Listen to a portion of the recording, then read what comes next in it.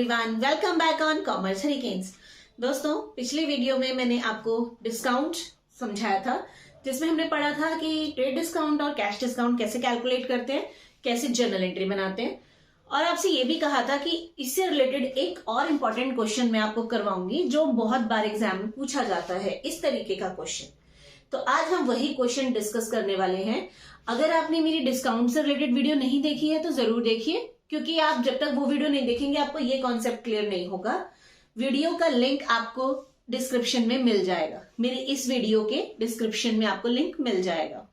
तो चलिए स्टार्ट करते हैं। जैसा कि आप देखते हैं, क्वेश्चन है आपके सामने, sold goods to Harsh for 50,000, यानी आपने हर्ष को 50,000 का सामान बेचा एट 20% ट्रेड डिस्काउंट, यानी 20% के ट्रेड डिस्काउंट पर, और साथ ही साथ 5% के कैश डिस्काउंट पर।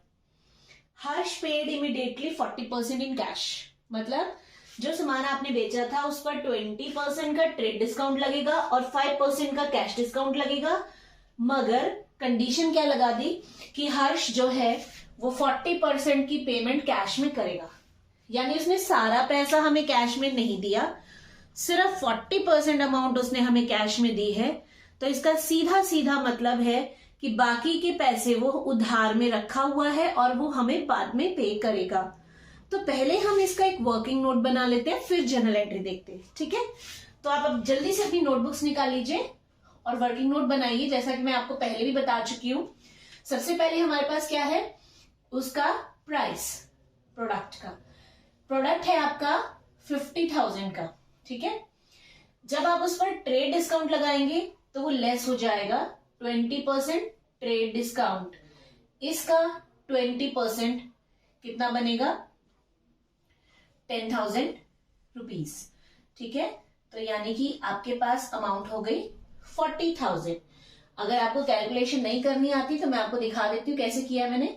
50,000 के ऊपर 20% कैलकुलेट करना है, 0 से 0 कैंसिल, यहां 0 से 0 कैंसिल, और 5 को 2 से किया, 5 2 ज़ा 10, इसके आगे 10,000, ठीक है।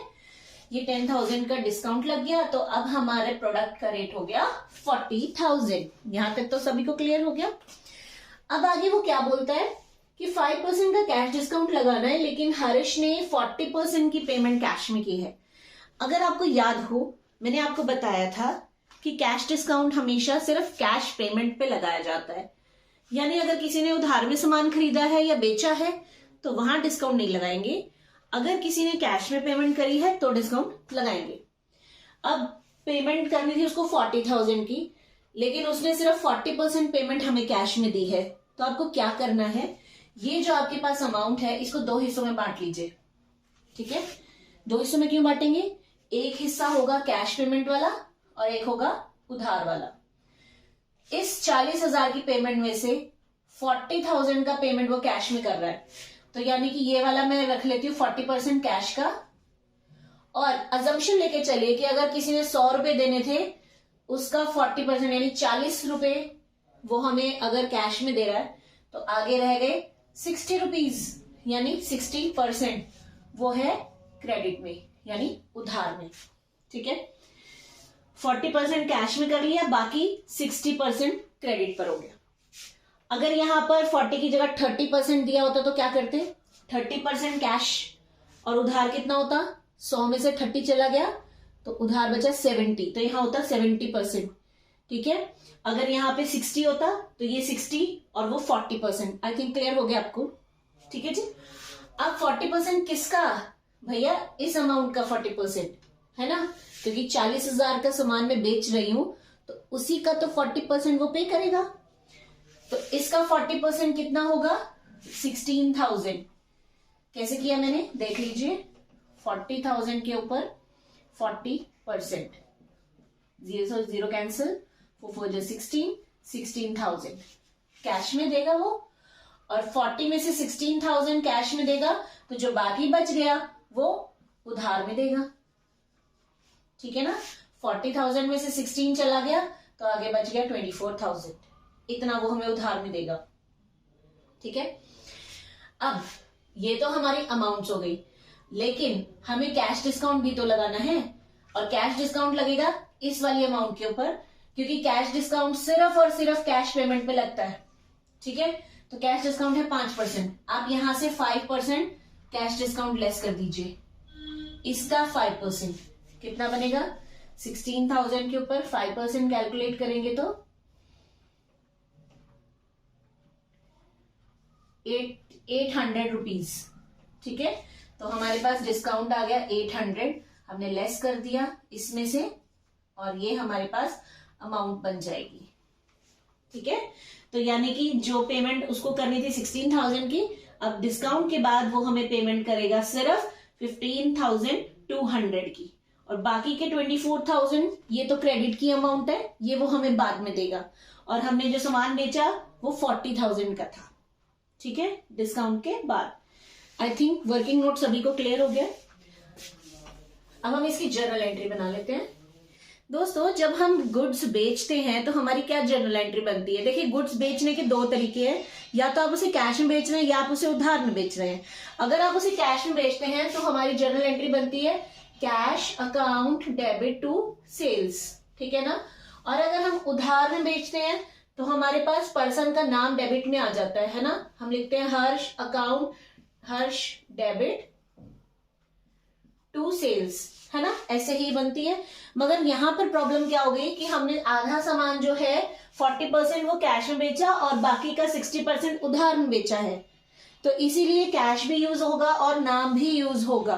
कैश यूज होगा कैश ट्रांजेक्शन के लिए और हर्ष नाम यूज होगा उधार वाली ट्रांजेक्शन के लिए। अब अगर आप किसी को सामान बेच रहे हैं तो ऑब्वियसली आप उसे डिस्काउंट दे रहे हैं, है ना। जैसे सपोज मुझे ये मार्कर बेचना है तो मैं सामने वाली पार्टी को डिस्काउंट दे रही हूं, यानी मैं उसको कह रही हूँ कि भैया 50 की बजाय 40 रुपीज मुझे दे दो।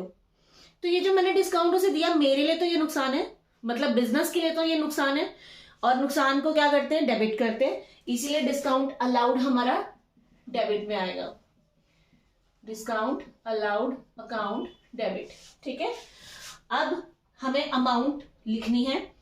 देखिए, कैश कितना मिलेगा आपको, जब आप 16,000 की चीज डिस्काउंट के बाद बेचेंगे तो आपको कैश मिलेगा 15,200 का। उधार में आपने बेचा है सामान 24,000 का, और डिस्काउंट है आपके पास, ये देखिए 800 रुपए का। और एक्चुअल में सेल्स कितनी थी, एक्चुअल में सेल्स थी हमारी 40,000 की, है ना। कैश और क्रेडिट मिला के 40,000 की सेल्स थी। और इसके बाद हम नीचे नरेशन लिख देंगे, for goods sold on cash and credit, ठीक है। अब आप इन दोनों, इसका पूरा टोटल करेंगे तो ये 40 के इक्वल आना चाहिए। अगर नहीं आ रहा है, इट मीन्स आपने कहीं मिस्टेक की है। एक बात और बता दूं, आप हमेशा ट्राई करना कि डिस्काउंट अलाउड जो है वो कैश के बाद लिखा जाए। मतलब जैसे मैंने लिखा ना, कैश अकाउंट डेबिट हर्ष डेबिट फिर डिस्काउंट अलाउड, ऐसे लिख सकते हैं, बट वो थोड़ा अच्छा नहीं लगता है क्योंकि डिस्काउंट कैश के साथ दिया जा रहा है। तो आप क्या लिखेंगे, cash account debit, discount allowed account debit, फिर हर्ष नाम आएगा, उसके बाद सेल्स, ठीक है। अब हम अगर इसी क्वेश्चन को चेंज कर दें, सेल्स की बजाय इसको परचेज की ट्रांजेक्शन बना दे तो क्या होगा। जैसे कि अगर मैं यहां बोल दूं purchased goods, purchase goods from Harsh, यानी हमने हर्ष से सामान खरीदा 50,000 का और 20% ट्रेड डिस्काउंट है और 5% कैश डिस्काउंट है।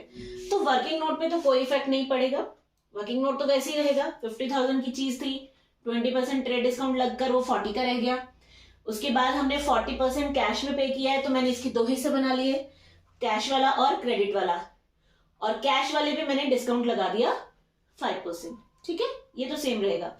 फर्क कहां पड़ेगा, आपकी एंट्री पर। जब आप गुड्स परचेज करते हैं तो आपकी एंट्री क्या बनती है, जल्दी से बताइए। जी हाँ, परचेज अकाउंट डेबिट, ठीक है।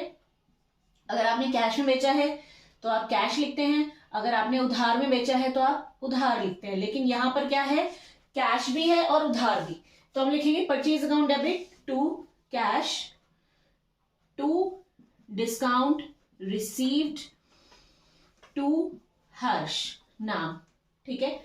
अब मुझे जल्दी से बताइए कि ये डिस्काउंट रिसीव्ड क्रेडिट में क्यों आया। जी हाँ, बिल्कुल सही बोला आपने, क्योंकि जब हम गुड्स खरीद रहे होते हैं तो हमें डिस्काउंट मिलता है, और यानी हमें मतलब बिजनेसमैन को, बिजनेस को, ठीक है, बिजनेस के पॉइंट ऑफ व्यू से हम बुक्स बना रहे हैं ना। अगर बिजनेस में गुड्स आ रहा है तो बिजनेस को डिस्काउंट मिल रहा है, और जो डिस्काउंट बिजनेस को मिलेगा वो डिस्काउंट रिसीव्ड होगा और वो फर्म के लिए फायदा है, इनकम है, इसीलिए हमने उसको क्रेडिट में लिखा है। अब हम जल्दी से इसके अमाउंट डाल देते हैं। परचेजेस थे आपके 40 के एक्चुअल परचेजेस। कैश कितना देंगे आप? कैश पेमेंट ये चल रही है, ये वाला है, डिस्काउंट के बाद आप कैश देंगे, ठीक है, ये आ गया। डिस्काउंट आपका 800 का आपको मिला और हर्ष से आपने सामान 24,000 का खरीदा। नीचे narration for goods purchase from Harsh in cash and credit. तो इस तरीके से आपका ये फुल फ्लेज क्वेश्चन तैयार हो गया। एग्जाम में इस तरह का क्वेश्चन बहुत ज्यादा पूछा जाता है। जैसा कि मैंने आपको बताया, यहाँ पर कुछ भी यूज हो सकता है। अगर यहाँ बोला होता 50% मेड इन कैश, तो आप इसका हाफ कर देते 20,000 एंड 20,000, ठीक है। अब नेक्स्ट वीडियो में हम इसके आगे के कॉन्सेप्ट करेंगे। डिस्काउंट का कॉन्सेप्ट यहीं पर हमारा खत्म हो गया है। आई होप वीडियो आपको समझ आई, आपको पसंद आई है। दोस्तों के साथ शेयर करना मत भूलिएगा। Bye bye, have a good day.